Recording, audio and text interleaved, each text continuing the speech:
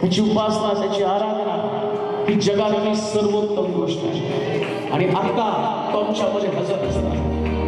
तो आमच्या पीडा, आमचे कष्ट, आमच्या समस्या, आमच्या अडचणी आमच्यापासून दूर करत. आमचं दुःख जे पारिवारिक दुःख घेऊन आज तो परमेश्वराच्या भवनामध्ये आलेले व्यक्ती, परंतु आज तुझ्या परिवाराची पुनर्स्थापना करण्याचं अभिवचन करून जाते. मी तुझा देव, मी तुझा स्वामी, मी तुझा उद्धार, मी तुझ्यासाठी कठीण अशा गोष्टी सहज करून टाकते.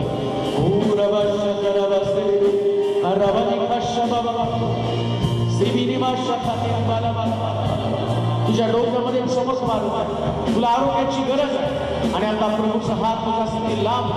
प्रभू तुला मदत करत आहे. स्वीकार आपलं आरोग्य, स्वीकार आपलं आरोग्य.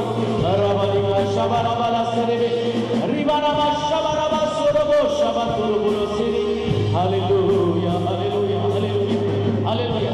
यावेळेस जजमेंटनंतर तू मला पाहत आणि तू देवाजवळ बसून प्रार्थना करत आहे. तू इथं नाही, तू देवाच्या मंदिरात नाही, परंतु जिथं तू आहे तिथं प्रभू तुला सांगत आहे. तुझ्या स्किनचा आजार ज्याच्याशी तू झगडत आहे, अनेक वर्ष संघर्ष करत आहे, परंतु येशूचं रक्त आता तुला सुटका देत आहे. त्या कातडीच्या आजारापासून, त्या स्किन डिसीज पासून येशू तुला सुटका देत आहे.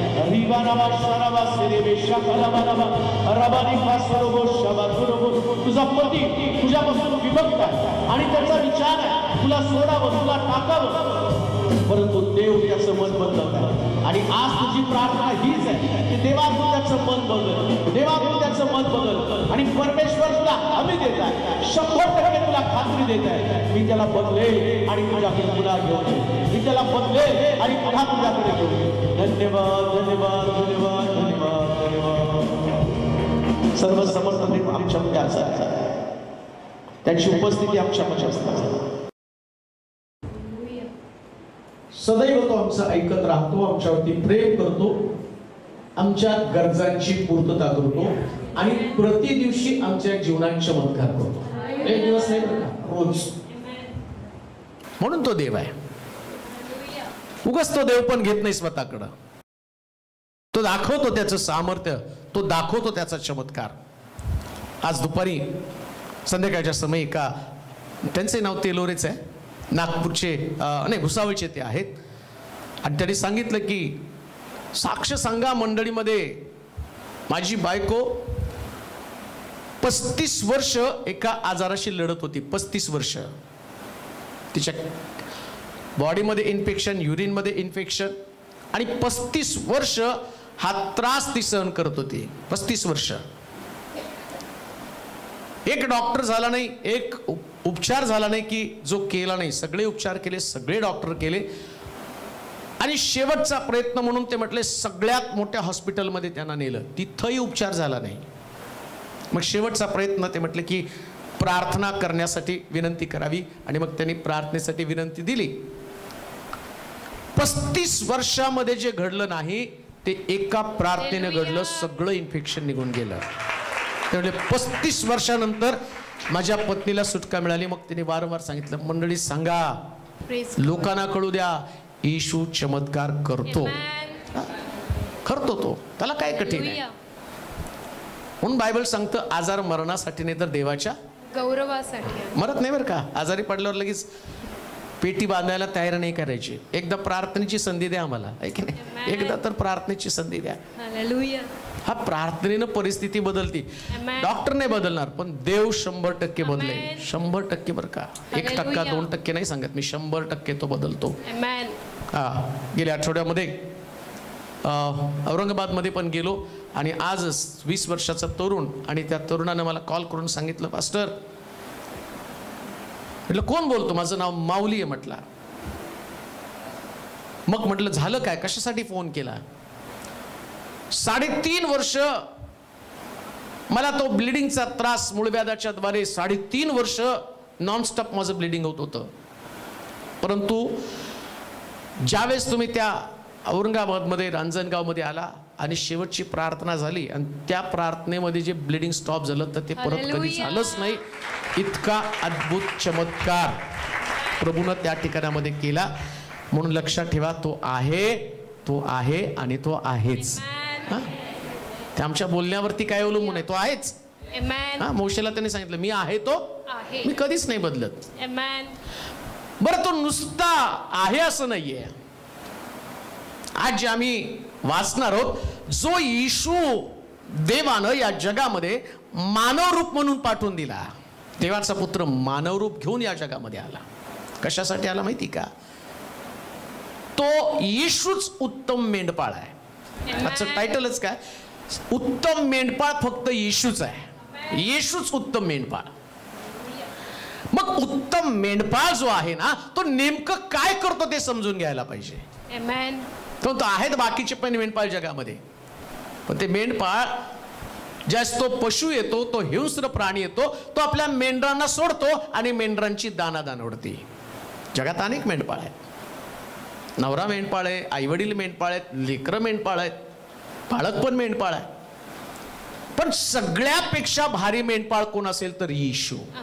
येशूच उत्तम मेंढपाळ. वाचूया योहानाचं शुभवर्तमान 10वा अध्याय 14 आणि 15 वचन.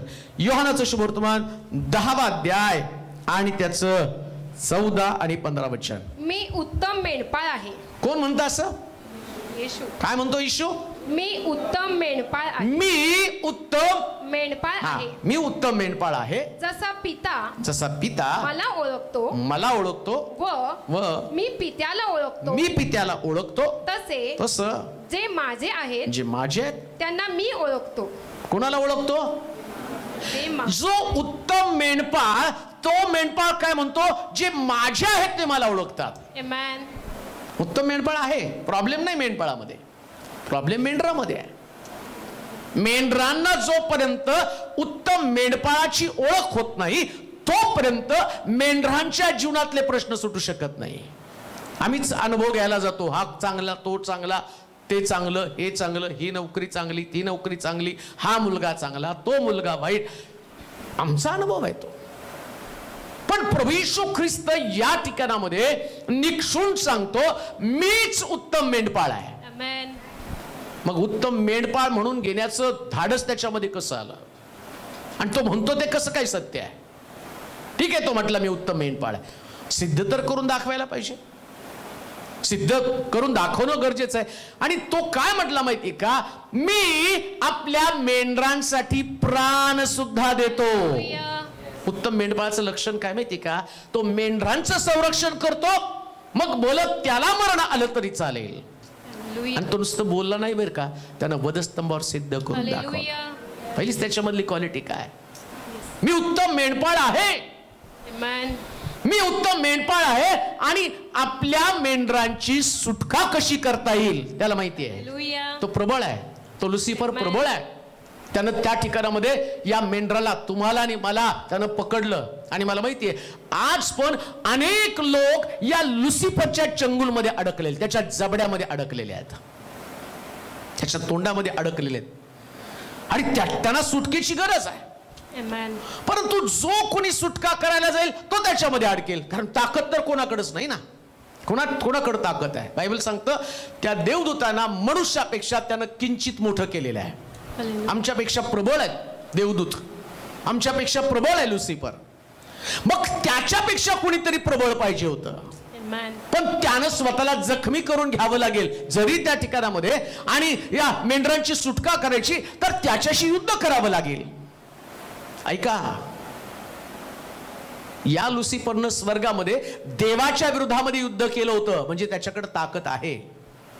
तो शांत नाही बसता. बरं, प्रश्न असा काय, त्या ठिकाणामध्ये तो म्हणतो माझी मेंढरं, जसं दाविदाची मेंढरं आहे तशी येशूची मेंढरं आहेत. आता येशूची मेंढरे म्हटल्यावर त्याला राग येणार साहजिकच आहे. कुणाला राग येणं? सैतानाला. तो त्याच्याकडे गेला का? दारू सोडली त्याच्याकडे गेला का?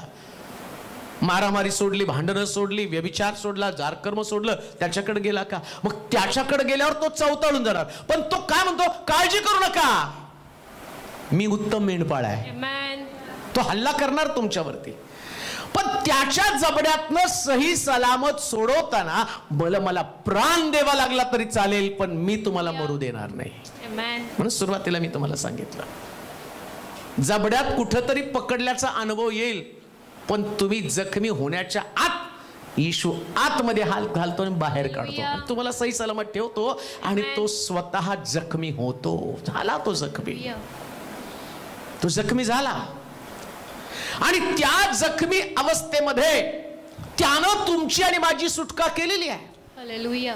त्याच्या जखमांमुळे आमची सुटका झालेली आहे. त्यानं जखमा घेतल्या आपल्या शरीरावरती. तुमच्या शरीरावरती आता जखमा नाही, पण तुम्ही भेदरलेल्या अवस्थेमध्ये आहात. प्रॉब्लेम काय माहिती का? आम्ही भेदरलेल्या अवस्थेमध्ये, आम्ही तिथं आतमध्ये जाऊन आलो. मेला का? मेला तर नाही, पण भेदरला, घाबरला ना. काल ती राधिकाची आई म्हटली, साप पाहिला आणि मग मला एवढी भीती वाटली, एवढी भीती वाटली की घरी येऊन मी बेशुद्ध पडले. सापाने काय केलं का? बघितल्यावर बेशुद्ध. मग मेला का तुम्ही? आवडलं तुम्ही तर बघितल्यावर भीती वाटली, तुम्हाला चक्कर आली, तुम्ही तर 15 पोटी मारला आणि त्याला बाहेर नेऊन टाकला, एखादं कापड फेकल्यासारखं तिथं. का? भीती नाहीये. हालेलुया. शास्त्र सांगतं तुम्ही सिंह आणि नाग याला तुडवत चालता. कशाची भीती बाळगताय तुम्ही? अधिकार तर त्यानं तुम्हाला सगळीकडे दिलेला आहे. हालेलुया. तुम्ही घाबरला का? फक्त त्यांनी तुम्हाला जबड्यामध्ये पकडलं म्हणून तुम्ही घाबरलेला आहात, पण येशूने तरी विजय मिळवला. त्यानं कबरीची धोंड काढून बाजूला आला आणि तो म्हटला, अरे मरणा तुझी नांगी कुठे आहे? त्यानं मृत्यूवरती विजय मिळवला, त्याने व्याधीवरती विजय मिळवला, त्यानं विकारावरती विजय मिळवला, आणि त्यानं दाखवलं 39 माराचे फटके खाऊन सुद्धा वधस्तंभावर तो जिवंत होता. मग त्यानं सांगितलं, कोणताच फटका मला मारू शकत नाही. प्रत्येक फटक्यामध्ये एक आजार आहे. याच्यावरून तुम्हाला कळलं पाहिजे, तुमचा मेंढपाळ तुम्हाला मरू देणार नाही त्या आजारपणामध्ये, त्या व्याधी विकारामध्ये. का? तर त्यानं ते फटके स्वतःवरती घेतलेले. आता तुम्ही कन्फर्म असलं पाहिजे. मरणाचा विचार सोडून द्या. जेव्हा न्यायचं त्याला तेव्हा तुम्ही त्यावेळेस किती विरडला, गागडला, देवा थांबव थांबव थांबव, चल बोचक बंधन निघ. आणि त्याच्या मनात आलं नाही आता न्यायचं नाही. हिचक्याला म्हटलं, चल तुझ्या घराची निर्वाणी कर. गेला, पश्चाताप केला, माफी, जा तुला 15 वर्ष वाढवून दिली. सगळं तो वाढवतो, कमी करतो, घटवतो. उत्तम मेंढपाळ तो आहे. तुम्हाला फक्त काय करायचं? त्याचं मेंढरू बनून जिवंत राहायचं. कोणाला मिळणार आहे अभिवचन? कोणाला खात्री मिळणार आहे? जी माझी मेंढर. असं बरं वचन, मी उत्तम मेंढपाळ, मी उत्तम मेंढपाळ आहे. जसा पिता मला ओळखतो, जसा पिता मला ओळखतो, व मी पित्याला ओळखतो, मी पित्याला ओळखतो, तसं जे माझे आहेत त्यांना मी ओळखतो, त्यांना मी ओळखतो. जे माझे आहेत त्यांनाच मी ओळखतो. माझीच मेंढर. इकडची तिकडची मेंढर नाही. ते येऊन बसतील, बॅ बॅ करतील, चलो जाओ. तुम्ही जाऊन पडा त्या सिंहाच्या तोंडात, तुम्ही जा अस्वलाच्या तोंडात पडा, इकडं तिकडं कुठं. तो काही त्यांना सुटका देण्यासाठी जाणार नाही. मग मला कुणाचं मेंढरू बनायचंय? उत्तम जो आहे त्याचं मेंढरू. बरं का? धर्माचं पण नाही, ख्रिस्ती मेंढरू पण नाही बनायचं. मग कुणाचं बनायचं? येशूचं मेंढरू. बऱ्याच लोकांना असं, मी ख्रिस्ती मेंढरू आहे, उपयोग नाही. येशूचं आहे का? आणि येशूच्या मेंढराचं वैशिष्ट्य काय माहिती का? तो मेंढपाळाचा आवाज ओळखतो. मेंढपाळाचा आवाज, आणि त्याचा आवाज ह्याच्यातच आहे बरं का, बाकीच्या ठिकाणात कुठं नाही. एकदा आवाज आहे त्याचा, देवाचं वचन नाही का? देवाचं वचन हा त्याचा आवाज आहे. देवाचा आवाज ऐकतात त्यांना तो म्हणतो, काळजी करू नका, उत्तम मेंढपाळानं तुमच्यासाठी प्राण दिला. म्हणून तो खात्रीशीर म्हणतो, मी उत्तम मेंढपाळ आहे. दुसरी गोष्ट, दुसरी क्वालिटी, 10वा अध्याय 3रं वचन वाचा बरं. योहानचं शुभवर्तमान 10वा अध्याय 3रं वचन. का तो उत्तम मेंढपाळ आहे? त्याच्यावरती तुम्हाला का अवलंबून राहायचंय? त्याच्यासाठी कुणासाठी? मेंढरांसाठी. त्यांच्यासाठी द्वारपाळ द्वार उघडतो. द्वारपाळ द्वार उघडतो. मेंढरे त्याची वाणी ऐकतात. त्याची म्हणजे तो काय करतो माहिती का? मेंढरांसाठी द्वार उघडतो. ऐका, तो उत्तम मेंढपाळ का माहिती का? 2 मेंढपाळ आहेत. एक मेंढपाळ काय करतो? त्या मेंढरांना काही दिवस ठेवतो आणि वेळ आली की त्याच्यावरती सुरी फिरवतो.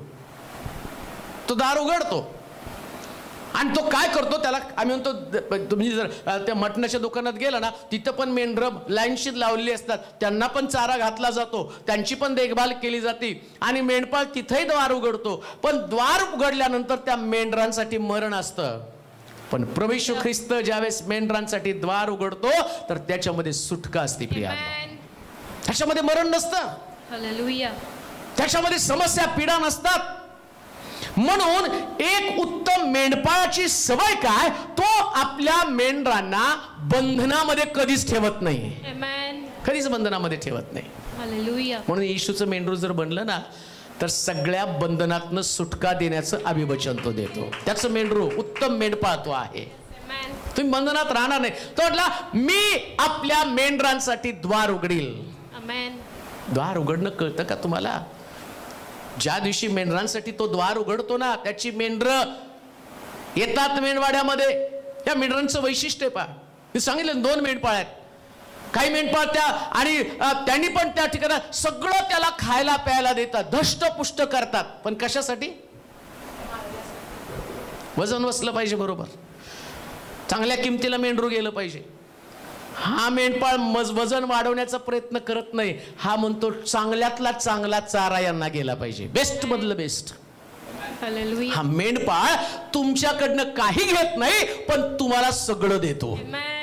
तो तुमच्याकडनं अपेक्षा नाही करत. काय देणार आहे तुम्ही त्याला? देण्यासारखं तुमच्याकडे काय आहे? तो सांभाळ मात्र करतो.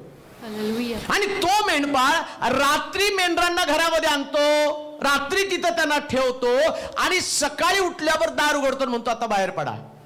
तसं हा मेंढपाळ काय करतो माहिती का?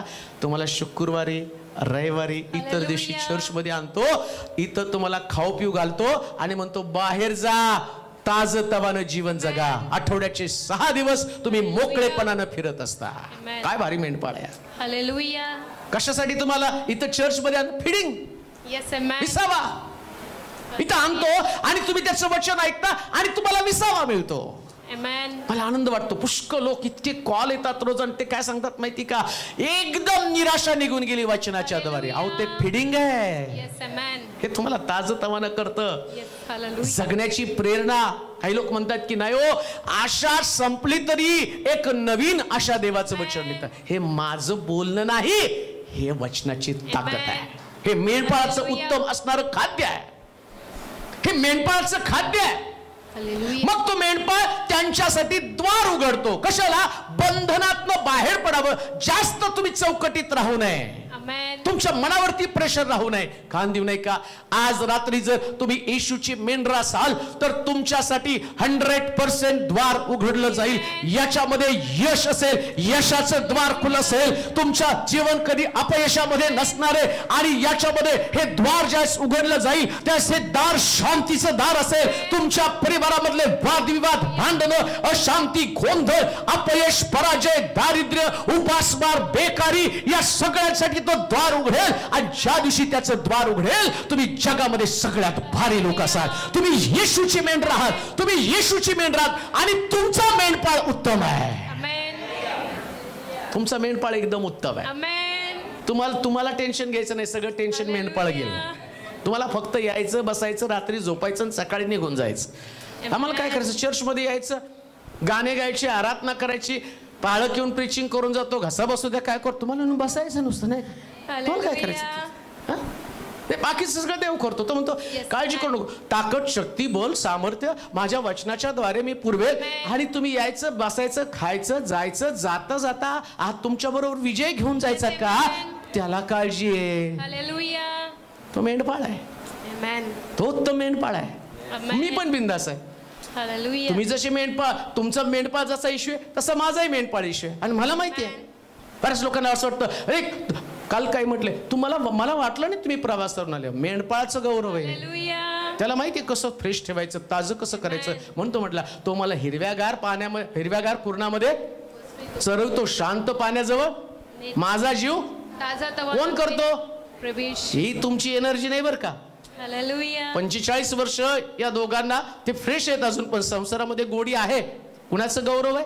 परमेश्वर, मेंढपाळाचं. त्यानं ठेवलंय ताजं तवानं फ्रेश. तुम्हाला सुद्धा तुम्ही अनेक प्रश्नांमध्ये तुमच्या शरीरामध्ये आजारपण आहे, कुणाकडे बीपी आहे, कुणाकडे शुगर आहे, पण तुम्ही फ्रेश आहात. मेंढपाळानं तुम्हाला सांभाळलं, त्यानं तुम्हाला सांभाळलं. तुम्ही काही मलून होऊन पडला नाही कुठे चक्कर येऊन, तुम्हाला कुठं हॉस्पिटलमध्ये नाही टाकलं सलाईन लावून पायवर करून नाही तुम्ही पडला का? मेंढपाळाचं क्रेडिट आहे. प्रेज द लॉर्ड म्हणाल का? मेंढपाळाचं क्रेडिट आहे. आई तुमच्याकडे प्रश्न आहे, तुमच्याकडे कर्ज आहे, पण तुम्ही फाशी नाही घेतली. कारण मेंढपाळ ते फेडणार आहे, काम मेंढपाळाचं आहे. तुम्हाला फक्त यायचं, त्याचं वाणी ऐकायची. माझी मेंढरं माझी वाणी ऐकतात, थोडंच बघतो. तो काय म्हणतो का, मेंढराणी बाकी या, मग तिथं खुरपं लावा, मग तुमचं तुम्ही गवत आणा, मग ट्रेनिंग द्या. त्या मेंढराला जसं कुत्र्याला ट्रेनिंग देतात तसं मेंढराला पण ट्रेनिंग देते. मग त्या तो ट्रेनिंग देत नाही, तो म्हणतो या बसा खा पी जा, परत या, परत जा, परत या, खा प्या मजा करा. तसं मेंढपाळ जो आहे तो येशू उत्तम मेंढपाळ आहे. काय करतो तो? मेंढरांसाठी द्वार उघडतो. कान देऊ नाही का? 100% तुमच्यासाठी तो दार उघडणार. तुम्ही म्हणता नाही दार बंद झालं, आम्हाला मार्ग सापडत नाही, कुठून दार उघडणार आहे? विश्वास ठेवा त्याच्यावरती, तो उत्तम मेंढपाळ आहे. कसं द्वार उघडायचं त्याला चांगलं माहितीये. तुम्ही कशाला चिंता करता? तो तुमचा मेंढपाळ आहे ना. म्हटला मी माझ्या मेंढरांसाठी द्वार उघडतो, मी उत्तम मेंढपाळ आहे. तुमच्यासाठी मी द्वार उघडेल. नोकरी नाही त्याच्यासाठी द्वार उघडेल. नाही तुमच्याकडे नोकरी कुठं लागेल नका डिस्टर्ब हो. उत्तम प्रभू देईल तुम्हाला, एकदम भारी देईल, कल्पनेच्या पलीकडची देईल. मला आज पुष्कळ लोकांचे कॉल आले, त्यांनी सांगितलं माझ्याकडे नोकरी नाही, घ्या 100%. तो तुमच्यासाठी दार उघडेल.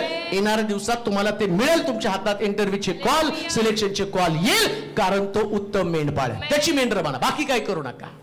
त्याची मेंढर बना, ऐका, त्याच्या वचनाकडे कान द्या. जर त्याची मेंढर असेल तर तो काय करतो? त्यांच्यासाठी द्वार उघडतो. बस या तिसरी गोष्ट, तो काय करतो हा मेंढपाळ? पुढे त्याच्यासाठी द्वारपाल दार उघडतो. मेंढरे त्याची वाणी ऐकतात आणि तो आपल्या मेंढरांना ज्याच्या त्याच्या नावाने हाक मारितो. आता का उत्तम मेंढपाळ आहे माहिती का? एवढी सगळी मेंढर आहेत आणि या सगळ्या मेंढरांची नावं त्याला माहिती आहे. का उत्तम मेंढपाळ आहे? जेवढे बिलिव्हर्स देशामध्ये, जगामध्ये, सोलापूरमध्ये, मंडळीमध्ये, अनेक मंडळ्यांमध्ये जे त्याची मेंढर आहेत ना, मेंढराला नावानिशी तो ओळखतो. म्हणजे मेंढरांशी जवळीकता तो साधतो, पर्सनल रिलेशन. एकमेकाला भेटल्यावर बऱ्याच वेळा म्हणतो ओळखलं का? हा ओळखलं. माझं नाव सांगा बरं. हे फार वर्षापूर्वी आपण भेटलो, लय मोठे प्राईम मिनिस्टर, हे लय वर्षाने भेटले, यांना लक्षात पण नाही ना.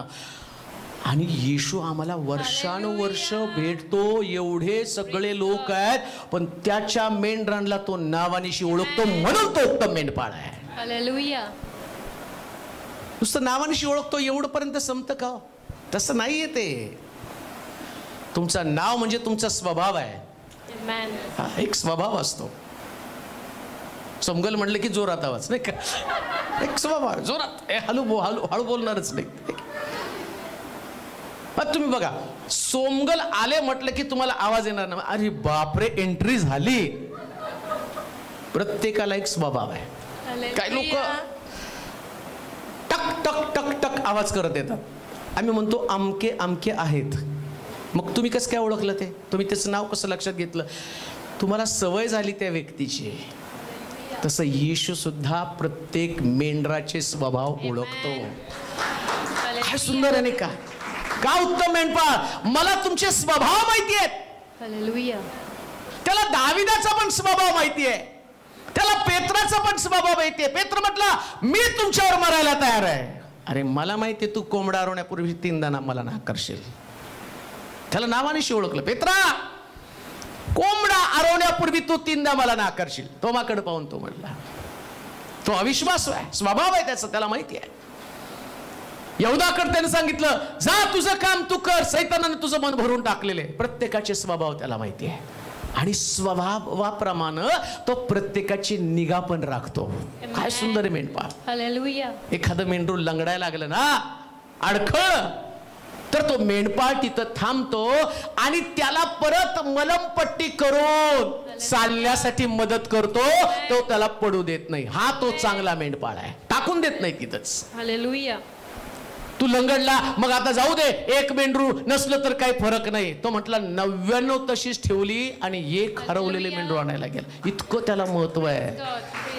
कसला भारी मेंढपाळ आम्हाला सापडला. आम्ही कुठं पण भरकटतो आणि मेंढपाळ आम्हाला शोधत शोधत येतो. नावानिशी हाक मारत. मी कुठं भरकटलो की म्हणतो मनोज मनोज मनोज मनोज मनोज मनोज मनोज. मी आवाज देत नाही आणि मग मी काय करतो, लपून बसतो.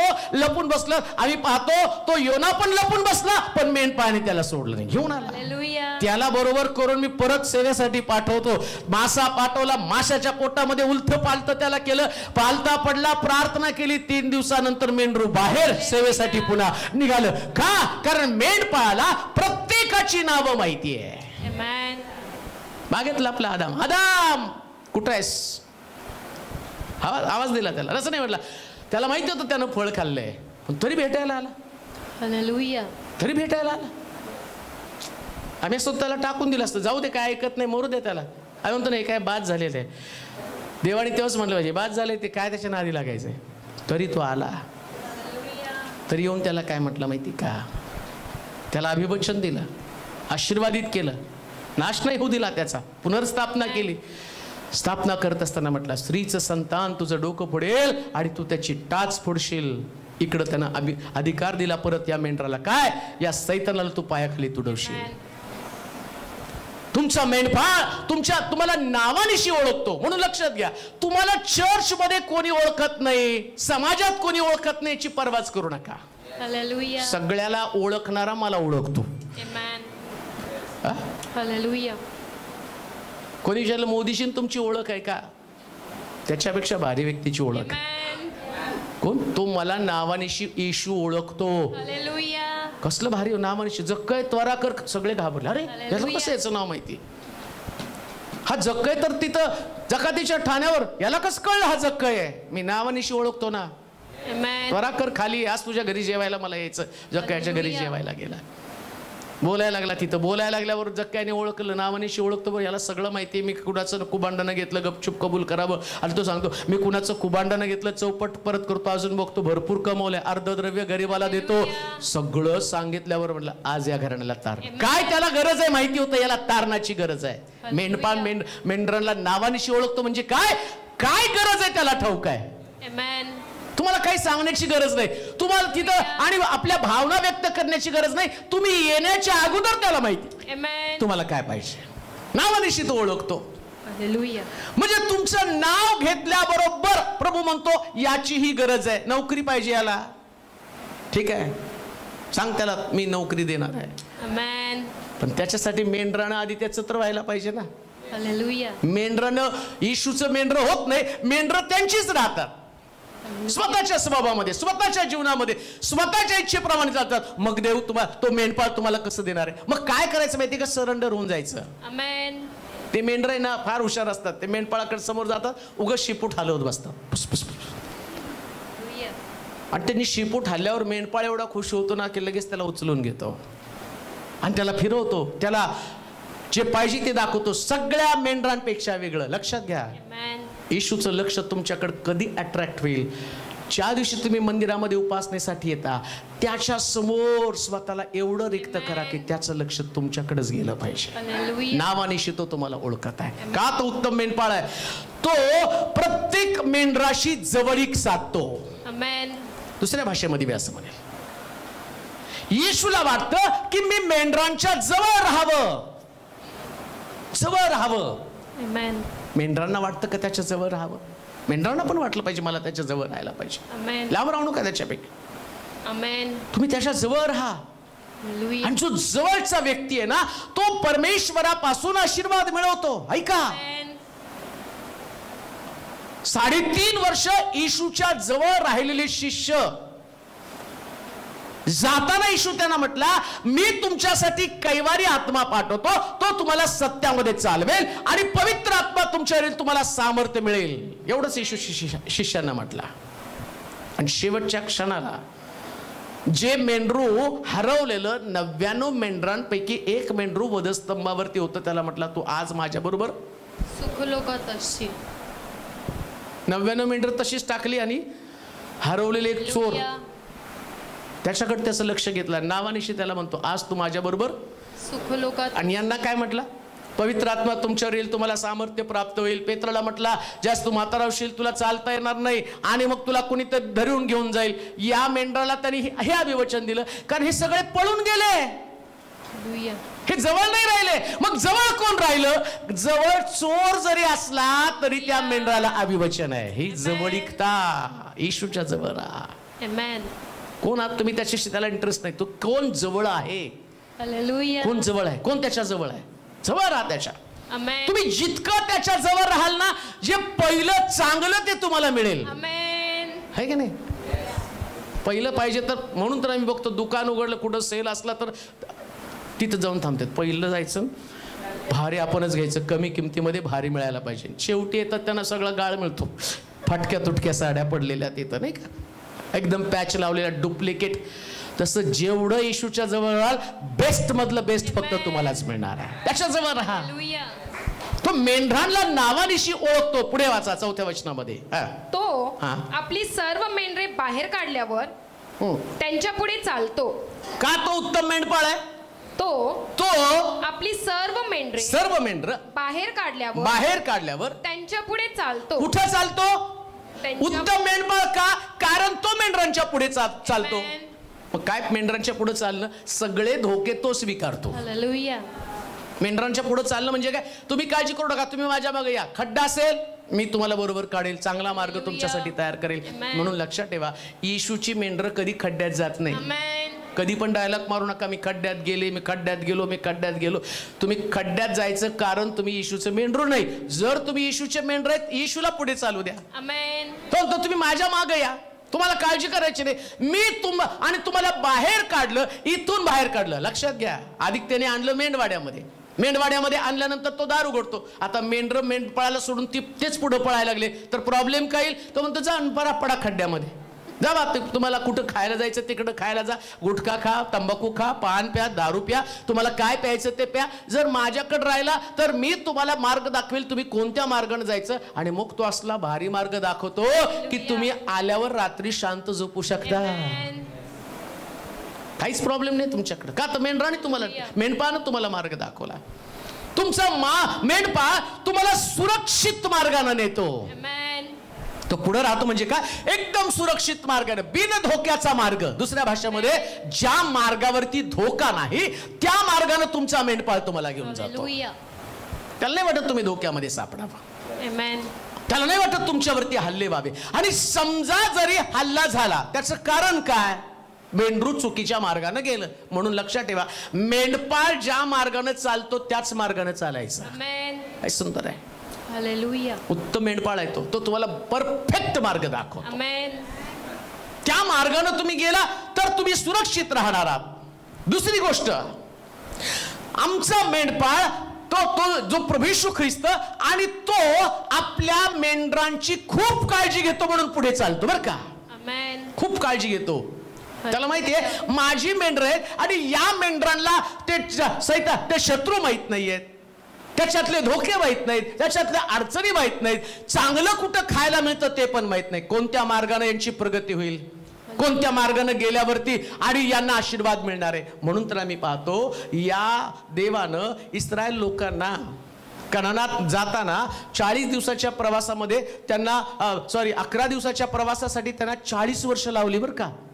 का माहिती का? तो म्हटलं मी तुम्हाला नेलं असतं, पण ते कनानी हित्ती वाटेमधले जे लोक आहेत ना, त्यांना बघितलं की तुम्ही घाबरला असता, युद्ध पाहिलं, तगडे लोक पाहिले की मग तुम्ही पळून गेला असता. मग तो काय करतो? उत्तम मेंढपाळ लांबच्या मार्गाने नेतो पण सुरक्षित नेतो. काही आशीर्वाद विलंबाने मिळतात पण 100% ते सुरक्षित असतात. काही वेळेस उत्तर लवकर मिळत नाही, थोडासा विलंब करतो, थोडीशी वाट पाहायला लागते, थोड्याशा गोष्टीसाठी तुम्हाला राखून राहावं लागतं. आम्ही म्हणतो देवा लवकर दे ना. अरे लवकर दिला तर धोका आहे, थोडं थांब ना.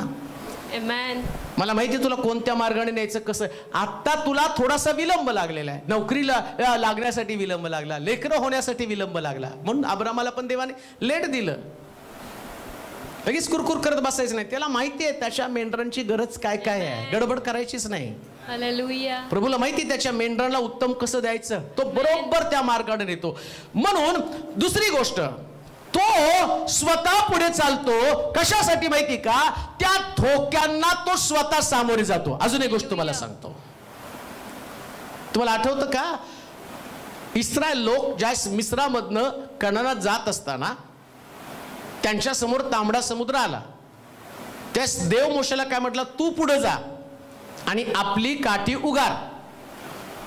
तो असं नाही म्हटलं त्या लोकांना की त्यांना पुढे जाऊ दे, ते जाता जाता त्याचं पाणी आणि दुभांगेल आणि मग त्या ठिकाणात ते सगळे लोक कोरड्या भूमीवर जातील. त्याला माहिती हा मेंढपाळ मोशे आहे, याचं पाय तिथं लागले पाहिजे, हा पुढे गेला पाहिजे. समजा यातले काही लोक पुढे जाण्याचा प्रयत्न करण्याच्या ऐवजी ते रिटर्न गेले असते फारोकडे आणि फारोचे गुलाम झाले असते. आम्हाला माफ करा, त्या मोशेमुळे आम्ही फिरलो, अमकं झालं तमकं झालं, आणि त्यांनी पुन्हा फारोची गुलामगिरी पत्करली असती. पण त्याला माहितीये मी परफेक्ट मेंढपाळ दिलेला आहे. हालेलुया. आणि त्याच्या हातामध्ये काठी दिलेली. ऐका, मग मोशेनं आपली काठी त्या असणाऱ्या समुद्रावरती उगारली आणि समुद्र दुभांगला. आता मोशे म्हणजे प्रभू येशू ख्रिस्त आणि काठी म्हणजे वधस्तंभ. मग मोशे पुढे होता म्हणून सगळी मेंढर सुरक्षित गेली. तसं ख्रिस्ताचा वधस्तंभ होता म्हणून आम्ही सुरक्षित आहोत. म्हणून तो म्हटला, जो कोणी माझा शिष्य हो पाहतो त्यानं आपला वधस्तंभ घेऊन मला अनुसरावे, माझ्या मागे यावे. माझ्या मागे या का? कारण तुमचा वधस्तंभ हलका आहे, तुमचा जो हलका सोयीचा आहे. माझा वधस्तंभ जर तुम्ही बघितला तर तो जड आहे. तुम्हाला तुमचं जू घेऊन यायचं आणि ते जू घेऊन येत असताना समोरचं जे असणार आणि त्याची काळजी करू नका, मी चालताना ते आपोआप दुभांगलं जाईल. तुम्ही माझ्या मागे येताना ना तांबड्या समुद्राची पर्वा करू नका, माझ्या मागे येताना आजारपणाची पर्वा करू नका, माझ्या मागे येताना आर्थिक प्रश्नाची पर्वा करू नका, कुटुंबाची पर्वा करू नका. सगळ्यासाठी मार्ग मी तयार करेल. बिझनेस साठी मी मार्ग तयार करेल. म्हणून एक ती डोक्यामध्ये असणारी भावना काढून टाका. बऱ्याच वेळा मी काय म्हणतो, आमच्या स्वतःच्या प्रयत्नानं आम्ही सक्सेसफुल होणार. तुम्ही खड्ड्यात जाणार 100%. तुम्हाला कुठं माहिती पुढचा धोका काय आहे? आता तुम्ही फार शिकला, शिक्षण घेतलं, मोठी डिग्री घेतली, लागला कुठंतरी कामाला, झटका आला मेला, एखादा अवयव निकामी झाला, काहीतरी तुमच्या जीवनामध्ये विपत्ती आली, तुम्ही त्याला सोडून चाललेला आहात. या मार्गामध्ये 100% सुरक्षा आहे. 100% या मार्गाने तुम्ही चालला ना, या मार्गाने तुम्ही गेल्यानंतर तुमच्या जीवनात येणारे सगळे धोके तो बाजूला करत राहतो. लक्षात ठेवा, ऑब्स्टेकल सैतान पाठवतो, धोके तो पाठवतो, पण तुम्ही त्याला अनुसरता. त्याच्यामुळं या लुसिफरला त्याच्यावरती कधी विजय मिळवता येणार नाही. म्हणून मेंढपाळ मेंढरांच्या पुढे चालतो आणि मेंढरांनी त्याच्या मागे चालावं. जर तुम्ही मेंढपाळाच्या मागे चालाल तर उत्तम मेंढपाळ तुमच्यासाठी मार्ग तयार करेल. चौथी गोष्ट वाचूया. तो आपली सर्व मेंढरे बाहेर काढल्यावर त्यांच्या पुढे चालतो. नववचन. व मेंढरे त्याच्या मागे चालतात, कारण ती त्याची वाणी ओळखतात. ती परक्याच्या मागे कधीच जाणार नाहीत. नववचन. आता मी दार आहे, माझ्याद्वारे कोणी आत जाईल तर त्याला तारण प्राप्ती होईल. तो आत येईल व बाहेर जाईल आणि त्याला खावयास मिळेल. काय करेल तो? खावयास. आता तो काय म्हटलं, मी उत्तम मेंढपाळ आहे, मग तो मीच दार आहे. माझ्याद्वारे जर तुम्ही आला तर तुमच्या खाण्यापिण्याची चिंता मिटली. आणि जर त्या दाराच्या जाण्याच्या ऐवजी दुसरे कुठले तरी दार तपासत बसला, नाही आहे माझी नोकरी, खायलाच मिळणार नाही, पगार भरपूर आहे, पण डॉक्टर सांगतात हे खाऊ नका, ते खाऊ नका, हे वर्ज्य करा, ते वर्ज्य करा. कधी कधी एवढे प्रश्न येतात की तुम्हाला सगळं काही असून सुद्धा त्याच्यामध्ये तुम्हाला सहभागी होतात नाही, त्या आनंदामध्ये सहभागी होता येत नाही. पण येशू दार आहे, तुम्ही त्याला महत्व देता, त्याला प्रेफरन्स देता. 23व्या स्तोत्रामध्ये म्हटलं 23:1 मध्ये काय लिहिले, वाचा बरं. तरी वाचा, का मला सगळ्याचं पाठ आहे तरी वाचा. वाचा 23वं स्तोत्र 23:1. परमेश्वर माझा मेंढपाळ आहे आणि मला काही उणे पडणार नाही. या मेंढपाळाला तुम्ही आपलं द्वार केलं तर या मेंढपाळाचं अभिवचन काय? सगळ्यासाठी मी द्वार उघडलं जाईल, कोणत्याच गोष्टीचं कमी पण पडणार नाही. सगळी दारं त्याच्याकडे, चाव्या त्याच्याकडे.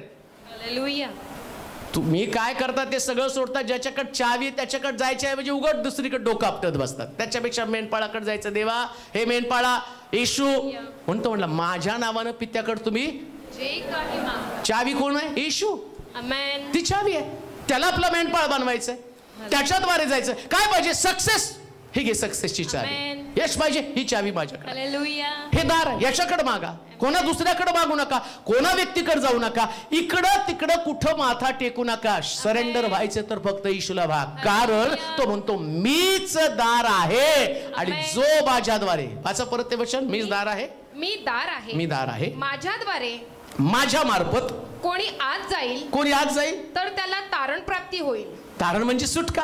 आमेन. जर तो उत्तम मेंढपाळ काय तो म्हणतो, जो कोणी माझ्या मार्फत येईल आमेन, त्याला तारण म्हणजे स्वर्ग राज्य. हालेलुया. आता कन्फ्युजन काहीच नाही.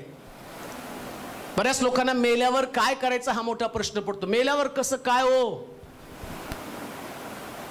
जाणार कुठं? ते कबरेत जाण्याच्या अगोदर ते कुठं जाणार हा प्रश्न असतो. मग आम्हाला पाळक साहेब या प्रार्थना करा. बघ बिचारा पाळक म्हणतो, हा आत्मा तुझ्याकडे आला, प्रभू त्याचा स्वीकार कर.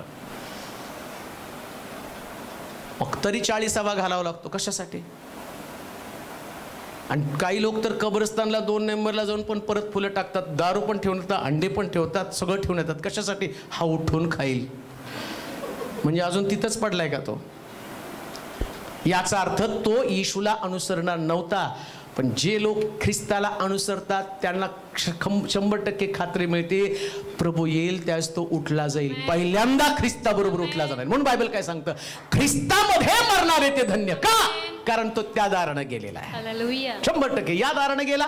खात्री तुम्हाला स्वर्गामध्ये पोहोचणार आहात. आमेन. पण दार सोडला आणि इकडं तिकडं कुठं भरकटू लागला. हे दार तुम्हाला 100% खात्री देतं. काय? माझ्याद्वारे आल्यावर तुम्हाला 100% तारण मिळेल. आमेन. सुटका मिळेल. हालेलुया. म्हणून बिलिव्हर्स लोक ना कब्रस्तानमध्ये फुलं टाकायला जात ना, तिसऱ्या दिवशी ते चावडायला आणि चिवडायला पण जात नाहीत ना, मेणबत्त्या लावायला जात नाही. काही लोकांना तर ते जाऊन कबर साफ करून कॉन्क्रीट सिमेंट कॉन्क्रीट करून त्याला संगमरवरी तो काय राहतो का तिथं? ब्लँकेट बिंकेट पण हिवाळ्यात ठेवून येत जा. स्वेटर मफलर कानटोपी सगळं लावत जा. का तर त्याला विचारलं थंडी वाजते. तुम्ही बघा ना गंमत त्या प्रेत नेताना. इतर वेळी त्यांना कधी आठवण येत नाही, पण ते एकदा प्रेत हळू धक्का लागेल. आता काय राहिले त्याच्यामध्ये? हे काय सायकोलॉजी आहे? जर ख्रिस्त म्हटलेल्या दारानं तुम्ही जाल ना, शरीराचं नाही पण आत्म्याचं 100% तारण आहे. प्रोव्हिजन आहे, पुरवठा आहे. आमेन. खात्री आहे. काय खात्री? आज तू मजबूर सुखलोकात असशील. मग तुम्हाला कुठल्या पाळकानं एक गोष्ट ध्यानात ठेवा, जर तुम्ही प्रभूमध्ये आहात, ऐका,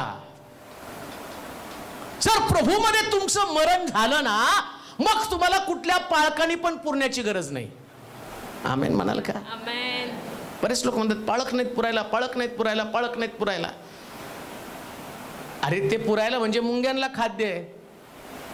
काय करणार आहे तिथे? ते मुंग्याला टाकणार, ती पेटी टाकणार, आपोआप ते किडे त्याच्यामध्ये जाणार आणि ते त्याला खाऊन टाकणारे. आता तो आशीर्वादित नाही. आशीर्वाद म्हणजे काय? प्रभूनं त्याचा आत्मा काढला आणि सुखलोकामध्ये ठेवला. जसा चोराचा आत्मा ठेवलेला आहे तसा तुमचा आत्मा सुखलोकामध्ये. एक सुंदर प्रोव्हिजन. काय? जर येशू ख्रिस्त दार आहे तर जगण्याची 100% तो खात्री देतो. जिवंत हात तरी तुमचा पुरवठा आणि मेल्यावर पण तुम्हाला स्वर्ग. हे या दाराचं वैशिष्ट्य आहे. का म्हटलं त्याला उत्तम मेंढपाळ? जिवंत हात तर पुरवठ्याची खात्री. काय पुरवठ्याची खात्री? परमेश्वर माझा मेंढपाळ आहे, मला काही उणे पडणार नाही. मला काही उणे पडणार नाही. म्हणजे जिवंत आहे तर पुरवठा. आणि मेल्यावर काय म्हणतो तो? आता काय वाचलं आम्ही? या दारानं मी दार आहे. माझ्याद्वारे कोणी आत जाईल, माझ्याद्वारे कोणी आत जाईल तर त्याला तारण प्राप्ती होईल. त्याला काय प्राप्त होईल? तारण म्हणजे स्वर्ग राज्य. आमेन. म्हणजे या दाराची प्रोव्हिजन काय? तो उत्तम मेंढपाळ का? तो म्हणतो जिवंत आहे तर पुरवठा. हालेलुया. सगळ्या गोष्टी तुला देईल. शिक्षण देईल, ज्ञान देईल. शिक्षण नसलं तरी काळजी करू नको. तू म्हणशील की नाही माझं शिक्षण नाही, मला कुठं नोकरी मिळणार. अरे दाविदाकडे बघ, धुळीतनं काढून राजगादीवरती बसवला. तू काय विचार करतो? काय सगळं त्याच्या मालकीचं आहे. आमेन. असं काय देव तुझ्या डोक्यामध्ये घालेल, असा काय बिझनेस करशील की ते भल्या भल्याला जमणार नाही. हालेलुया. तो मेंढपाळ आहे. येस. तुमच्या बुद्धीवर नका अवलंबून राहू. नाही मी असं करेल, मी तसं करेल. नाही, प्रभूला जे तुमच्या बाबतीत करायचं करू द्या. बेस्ट ते बेस्ट करू द्या त्याला. तो प्रोव्हिजन आहे, तो पुरवठा आहे. त्याच दारानं तुम्हाला जायचं. आणि एवढं करत करत तुम्ही मरेपर्यंत त्याच्या मागे चालता. फार सुंदर आहे बरं का. तुम्ही जिवंत आहात, तुमचा पुरवठा प्रत्येक गोष्टीमध्ये तुमचं आणि पुरवठा तो करत आला. अन्न पुरवलं, शांती पुरवली, आरोग्य पुरवलं, लेकरं पुरवली, नवरा पुरवला, बायको पुरवली, सगळं पुरवलं तुम्हाला. काय त्यानं बाकी नाही ठेवला. सगळं तुम्हाला देऊन टाकलेलं आहे आणि तुम्ही त्याच्या मार्गामध्ये चालता. आता पुरवता पुरवता तुम्ही तो मेंढपाळ नावानिशी ओळखतो आणि त्याच्याशी तुम्ही जवळीक साधता. आणि जवळीक साधल्यावर अंतिम दिवस आले आणि तुम्ही जग सोडून गेला. मग तो काय म्हणतो, मी या दारात आल्यावर तुला तारण देईल. जगाच्या कोणत्याच पुस्तकामध्ये तारणाची 100% गॅरंटी नाही, पण इथं 100% गॅरंटी आहे. 100% बरं का. मोक्षाची गॅरंटी जगात कोणत्याच पुस्तकात तुम्हाला सापडणार नाही. त्यांना मोक्षासाठी पण कर्मकांड करावं लागणार आहे. मोक्षासाठी त्यांना कर्म करावीच लागणार आहेत. ज्या संस्कृतीमध्ये आम्ही वाढलो, त्या संस्कृतीमध्ये अजून पण लोकांना मेल्यावरती त्याला मोक्ष मिळावं म्हणून दानधर्म करावा लागतो, लोकांना जीव घालावं लागतं, यात्रा कराव्या लागतात. पण इथं मात्र तसं नाही. इथं काय सांगितलं, मेंढपाळ मी आहे, माझ्यावरती विश्वास ठेव, मला अनुसर, 100% तुला स्वर्ग मिळेल. काहीच करावं लागत नाही. हो, हालेलुया. काहीच करावं लागत नाही. लोकांना तर किती किती कटकटी कराव्या लागतात, कर्जात मारतात. ते किती सोपा मार्ग आहे मोक्षाचा, इतका सुंदर. म्हणून त्याला उत्तम मेंढपाळ म्हटलं. येशू उत्तम मेंढपाळ का म्हणतो, जिवंत आहे तर पुरवठा आणि मेला तर 100% स्वर्ग राज्य. इतकी प्रोव्हिजन, इतकं परफेक्ट नियोजन, इतकं 100% गॅरंटी त्यांच्याकडे. पण कोणाला, त्याच्या मेंढरांना. बाकीच्या मेंढरांना नाही बरं का. तुम्ही त्याची वाणीच ऐकलं नाही, तुम्ही त्याच्याकडे लक्षच दिलं नाही, तुम्ही त्याच्या वाणी ऐकण्याच्या ऐवजी इकडं तिकडं कुठं तरी भरकटत राहिला, मग तुम्हाला गॅरंटी नाही. स्वर्गाची पण गॅरंटी नाही, जिवंत आहात तर पुरवठ्याची गॅरंटी नाही. पण एक गोष्ट ध्यानात ठेवा, जर येशू तुमचा मेंढपाळ आहे तर तो उत्तम आहे. आणि तो उत्तम का आहे, कारण तो तुमचा पुरवठा आहे. जिवंतपणी मरेपर्यंत तो तुमच्या संगती राहतो. आणि संगती राहताना कसा म्हणतो माहिती का, मी पुढे चालेल, तुम्ही मागून या. पुढे कोण आहे, तो. आणि आम्हाला त्याला अनुसरायचं. म्हणजे आलेल्या धोक्यात नुकसान कोणाचं होणार आहे, येशूचं. म्हणतो नावेत बसा, चला आपण पलीकडे जाऊ. येशू नावेत होता, वादळ आलं. येशूच्या बरोबर चालल्यावर वादळ येणार आहे, पण वादळानं त्यांना डुबवलं का, तो उत्तम मेंढपाळ आहे. उठला आणि वादळाला धमकावलं, शांत झालं वादळ. तुमच्या जीवनातले प्रत्येक प्रश्न सोडवण्यासाठी तो समर्थ आहे. फक्त आता येशूकडे येताना म्हणायचं, हे प्रभू, मी तुझं मेंढरू म्हणून तुला शरण येत आहे. या विश्वासानं तुम्ही याल तर 100% प्रभू तुमच्या जीवनामध्ये जी कमी घटी आहे ती दूर करेल आणि तुम्हाला आशीर्वादित करेल. आपल्या जागेवरती आपण उभं राहूया, आपले डोळे आपण बंद करूया, आपल्या मान आपण झुकूया, आपली मस्तक आपण लावूया. थोडा वेळ आपण प्रभूच्या सानिध्यामध्ये, देवाच्या समक्षतेमध्ये स्वतःला रिक्त करू.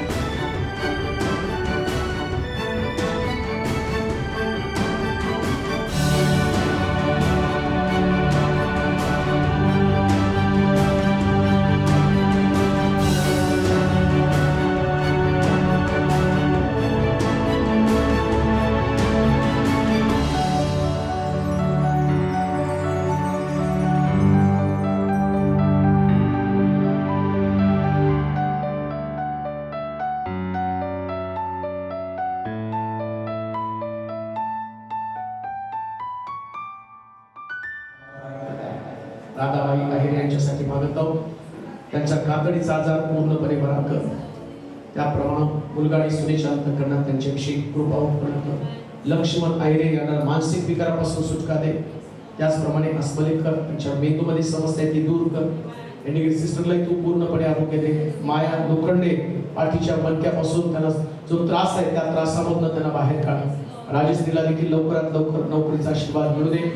परेश यांच्यासाठी मागतो व्यसनातून त्याला बाहेर काढ.